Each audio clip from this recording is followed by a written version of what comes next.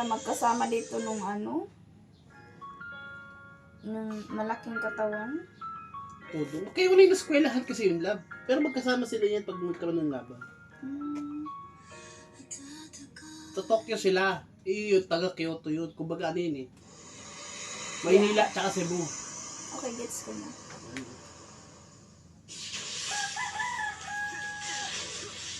Kaya sa Maynila dito.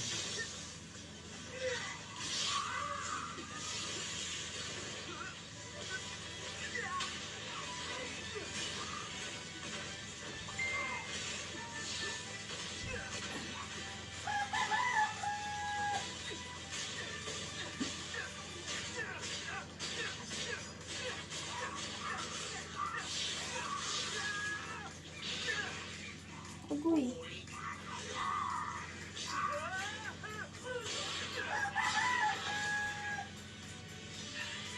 Parang si ano dito na si ito oh. Parang si Naruto. No? Yung sinabi ko. Lagi na lang siya.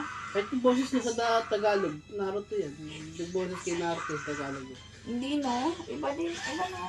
Yung boses ni Yuji dyan, yung boses ni Naruto yan.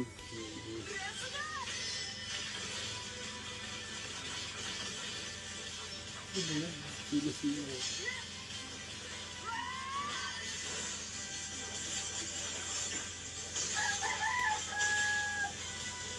Ano na? Sino nanalo dun sa ano? Sa... Ang tawag dun na? Di ba naglaban yun sila? Sino nanalo dun? Hindi nga natuloy kasi sinugod sila ng mga kalaban. Cancel yun? No, cancel. Sayang naman. Sa exchange event. Atakihin lang natin na parang laro sa perya. Sige, huwag tayong titigil hanggang sa hindi siya natatalo. Uubusin natin silang lahat. Hindi naman siya makakalaban.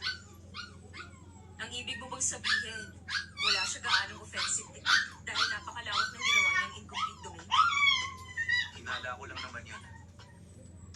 Kung iisipin ang lawak ng teknik niya, dami ng biktima ang barrier. Lahat yun bumabawas ng lakas sa mismong katawan niya. Swerte kami.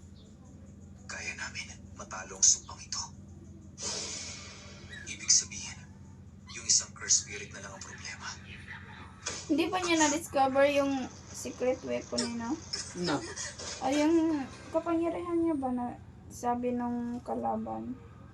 Ang ano niya talaga yung black flash na tinatawag na ano mo na yun. Hindi, ito si Fushiguro ba? Oo, hindi pa. Hindi pa niya. Hindi pa niya. Pero yung power sheet ay Shikigami mo. Pero hindi niya pala gamay yun. Hindi pa niya na-discover yung isa, no? Huwag tigilan ang buwisit na yan. Kainis. Palagi na lang nangyayari to. Ano yung kumuha sa kanya? Yung sumpa. Yung curse spirit. Wala sa kanilang dalawa.